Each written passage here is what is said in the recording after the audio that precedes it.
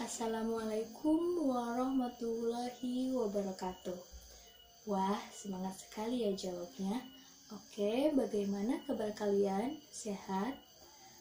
Alhamdulillah, jika semua sehat, senang rasanya ibu bisa bertemu dengan kalian yang semangatnya luar biasa walaupun hari sudah menjelang siang. Semangat terus ya hingga pembelajaran berakhir. Baik, perkenalan dulu ya, sebab pepatah mengatakan tak kenal maka tak sayang. Perkenalkan, Ibu Nisri Nadira, bisa dipanggil Budira. Ibu merupakan mahasiswa bimbingan dan konseling dari Universitas Indraprasta PGRI. Yang kebetulan saat ini Ibu sedang melaksanakan praktik di sekolah ini dan lebih tepatnya berada di kelas kalian. Alangkah baiknya kita berdoa terlebih dahulu agar kegiatan pembelajaran hari ini dapat berjalan dengan baik. Mari kita berdoa menurut agama dan kepercayaan masing-masing. Berdoa mulai. Berdoa selesai. Oke, sebelum Ibu akan memberikan layanan bimbingan dan konseling, Ibu akan mengabsen terlebih dahulu agar Ibu mengetahui kehadiran pada pertemuan kali ini. Ibu absen terlebih dahulu ya.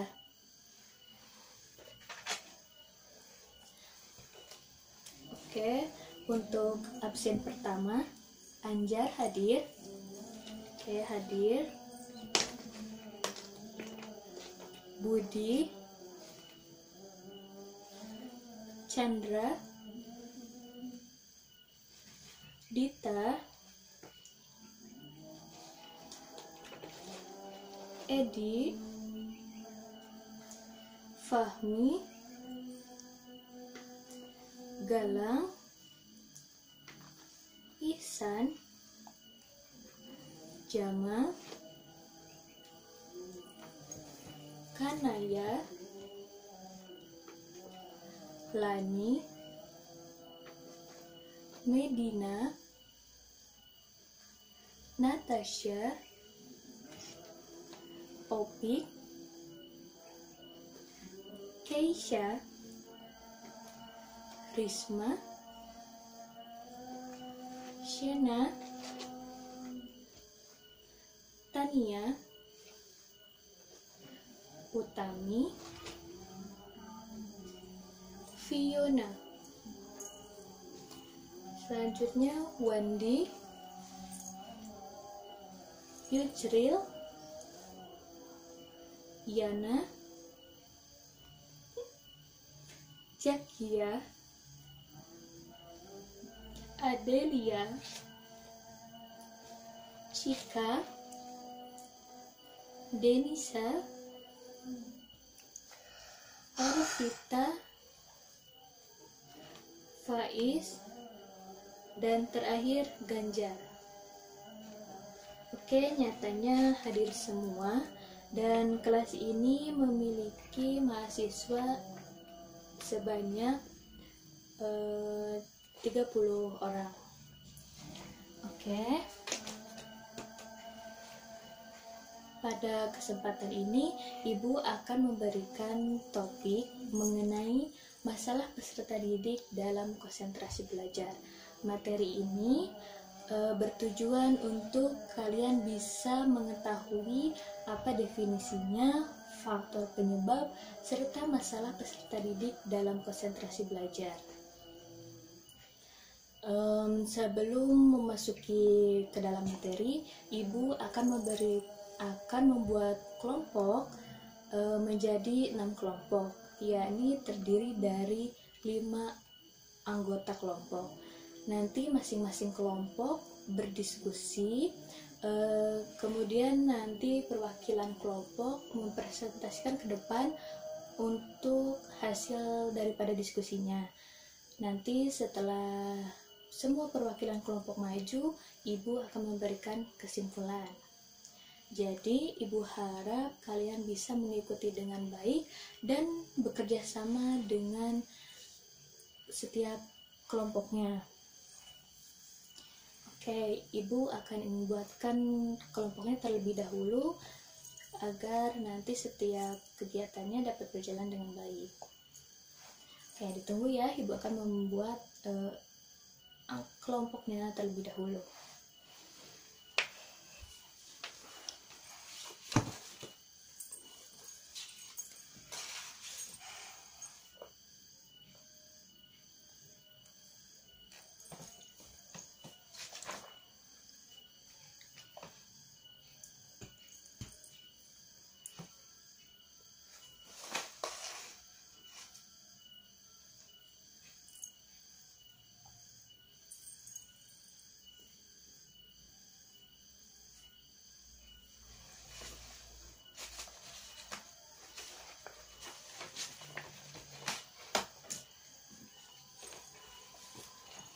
Oke, anak-anakku semua, Ibu sudah buatkan mengenai setiap anggota kelompok-kelompoknya. Baik, untuk kelompok 1 ada Anjar, Wandi, Galang, Denisa, dan Medina. Itu merupakan anggota kelompok 1. Kelompok 2 ada Budi, Yusril, Ihsan, Ervita, dan Opik.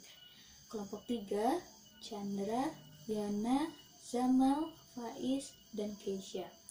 Kelompok 4, ada Dita, Zakia, Kanaya, Ganjar, dan Shena.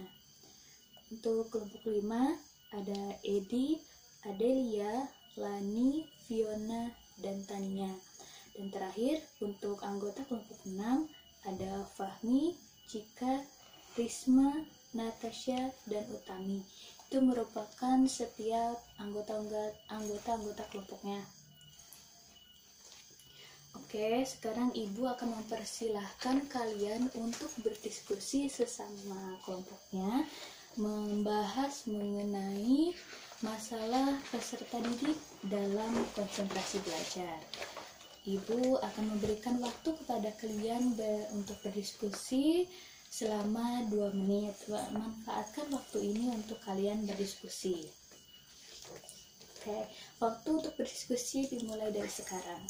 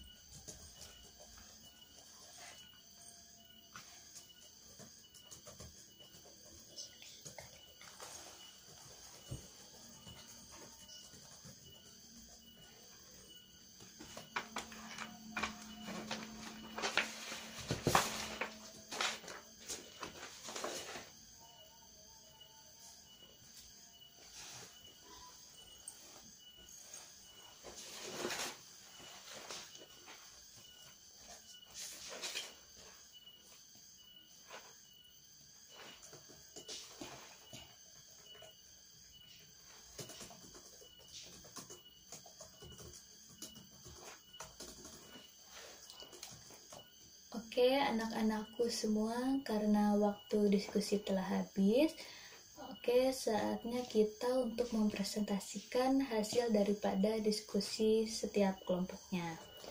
Oke, untuk kelompok yang Ibu panggil, silahkan untuk maju ke depan mempresentasikan hasil daripada diskusinya. Oke, untuk yang Ibu panggil ialah kelompok 1. Silahkan kelompok 1 maju ke depan untuk mempresentasikan hasil daripada diskusinya.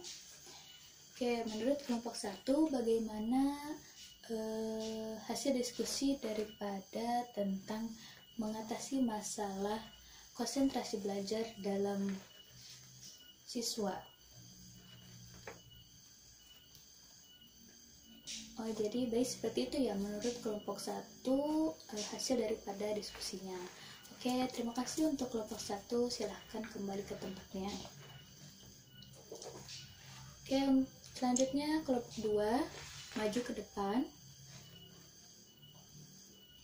Oke, menurut kelompok 2 bagaimana hasil daripada diskusinya? Oke, jadi menurut kelompok 2 seperti itu ya hasilnya. Oke, terima kasih untuk kelompok 2. Kelompok 3 silakan maju ke depan. Oke, jadi seperti itu ya menurut kelompok 2 hasil daripada diskusinya. Terima kasih untuk kelompok 3, silahkan maju ke tempat. Kelompok 4, bagaimana hasil diskusinya menurut kalian?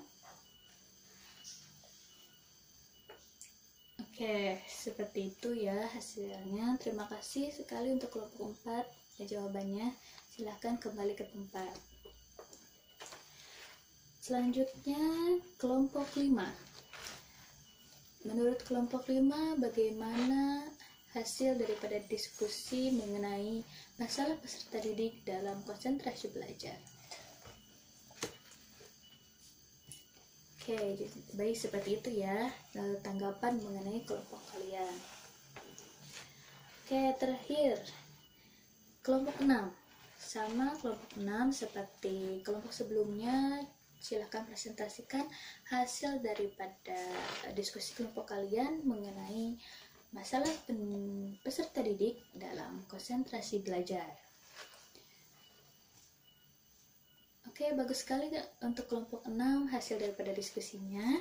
Terima kasih untuk kelompok 6, silahkan kembali kepada tempatnya. Oke, baik anak-anakku semua, karena kita telah membahas mengenai masalah peserta didik dalam konsentrasi belajar. Baik, Ibu akan simpulkan ya. Jadi kesimpulannya seperti ini. Menurut KBBI atau Kamus Besar Bahasa Indonesia, konsentrasi merupakan pemusatan pikiran atau perhatian pada suatu hal. Konsentrasi sama halnya dengan keadaan khusus seseorang pada sesuatu hal. Nah, kemudian definisi daripada konsentrasi belajar ialah pemusatan daya pikiran terhadap suatu hal yang menyisihkan segala sesuatu hal yang tidak ada hubungannya dengan kegiatan suatu objek. Nah, kemudian faktor dari penyebab konsentrasi dalam belajar yaitu ada 5. Yang pertama itu adalah lemahnya motivasi dan minat pada kegiatan pembelajaran. Yang kedua ada yang namanya timbulnya perasaan gelisah, cemas, kemudian khawatir, dan timbulnya perasaan dendam. Yang ketiga yaitu suasana lingkungan belajar yang berisik dan berantakan. Mengapa faktor ketiga mempengaruhi terhadap konsentrasi belajar? Sebab jika kita belajar di keadaan lingkungan yang berisik, berantakan, kemudian tempat itu tidak mempunyai yang namanya kenyamanan untuk belajar, otomatis konsentrasi belajar pada siswa dapat berpengaruh, sehingga konsentrasi pembelajaran dapat secara tidak maksimal. Maka dari itu, sebelum kita melaksanakan kegiatan pembelajaran, diharapkan seharusnya bisa lingkungan sekitar kita itu dapat mengungkapkan yang namanya lingkungannya itu bisa menandakan adanya daya tarik kita untuk konsentrasi dalam belajar. Yang keempat yaitu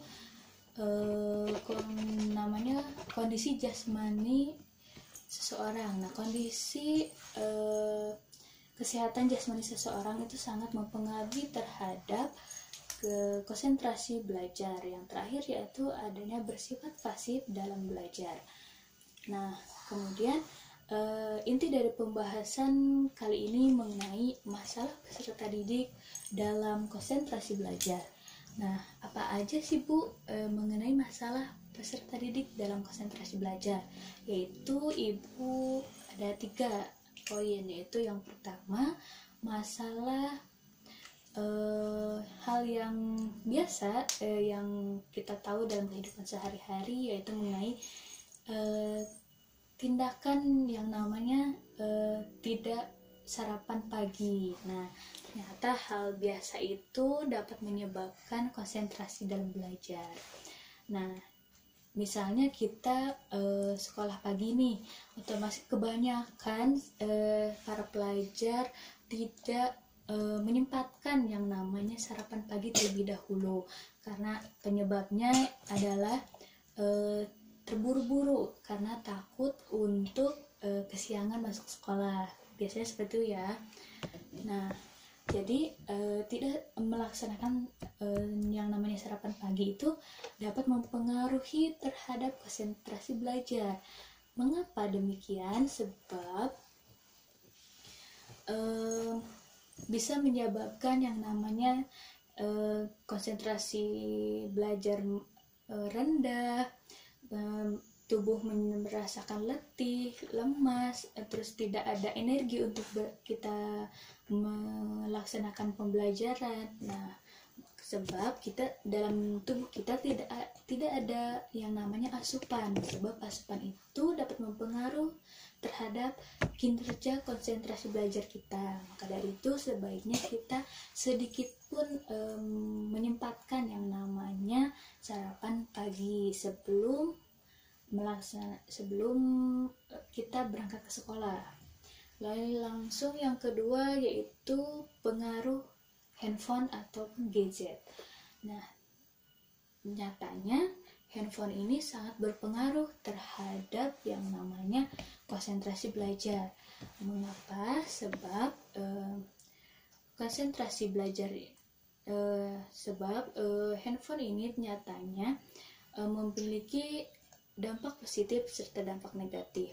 Apa sih dampak positifnya? Dampak positifnya itu dengan adanya gadget seperti ini mempermudah kita, yang khususnya yang hidup di zaman era saat ini yang berteknologi canggih. Nyatanya handphone ini bisa memberikan informasi baru, terus bisa digunakan sebagai media pembelajaran khususnya pada saat daring ini, terus kemudian bisa digunakan sebagai perangkat kita saat bekerja, khususnya sebagai pekerja online. Nah, kemudian bisa dijadikan sebagai alat telekomunikasi jarak jauh maupun jarak dekat. Oke, selanjutnya mengenai dampak negatif daripada handphone. Dampak negatifnya yang sering kita tahu, banyak sekali dampak negatif daripada handphone. Contohnya itu yang pertama, banyak sekali disalahgunakan dalam penggunaan handphone. Yang pertama yaitu handphone ini dijadikan sebagai tempat untuk game online, sehingga yang namanya kita sering melaksanakan game online. Nah, itu membuat kecanduan terhadap siswa, sehingga siswa itu malas untuk belajar karena keinginannya itu selalu pada handphone. Nah, terus yang selanjutnya yaitu ada yang namanya faktor negatifnya mengenai banyak akses negatif yang tidak sengaja dapat kita jumpai. Contohnya itu seperti akses pornografi yang seharusnya tidak tersebar luaskan dalam handphone, sehingga baik usia dini ataupun usia lain tidak sepatutnya melihat akses seperti itu. Langsung yang dampak terakhir, bisa saja dari gadget ini menimbulkan kegiatan kriminalitas. Contohnya itu seperti kekerasan, pencurian, penipuan, bahkan ada yang namanya kasus bullying. Nah, seperti itu dampak positif daripada dampak negatif. Kemudian di zaman sekarang ini nyatanya handphone ini bukan hanya saja dimiliki oleh orang dewasa, tetapi bahkan di kehidupan kita melihat bahwa anak usia dini pun sudah memiliki yang namanya gadget. Oke, nah pengaruh yang terakhir mengenai pengaruh cuaca. Loh, kok bisa cuaca mempengaruhi masalah peserta didik dalam konsentrasi belajar? Seperti ini masalahnya. Misalnya kegiatan pembelajaran kita di mana memasuki waktu siang. Nah, otomatis di mana cuaca sedang terik membuat kita kelelahan, panas, kemudian sehingga membuat kita malas untuk belajar di waktu siang, apalagi mengantuk. Nah, cuaca ini dapat mempengaruhi terhadap kita. Nah, bisa saja jika yang namanya cuaca itu panas membuat kepala kita pusing, bahkan tentunya membuat kita tidak berkonsentrasi dalam belajar. Nah, itu adalah masalah peserta didik dalam konsentrasi belajar. Nah, setelah itu baik anak-anakku semua, karena Ibu sudah membahas materinya, Ibu senang hari ini kalian bisa berdiskusi secara aktif. Ibu harap kalian bisa menerapkan keaktifan ini di kehidupan sehari-hari, tentunya di kehidupan kedepannya. Dan Ibu minta pada pembahasan ini bisa dijadikan kita sebagai asas kerahasiaan kita.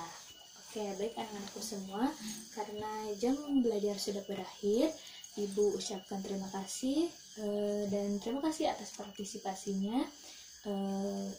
Sekali lagi Ibu ucapkan terima kasih. Wassalamualaikum warahmatullahi wabarakatuh.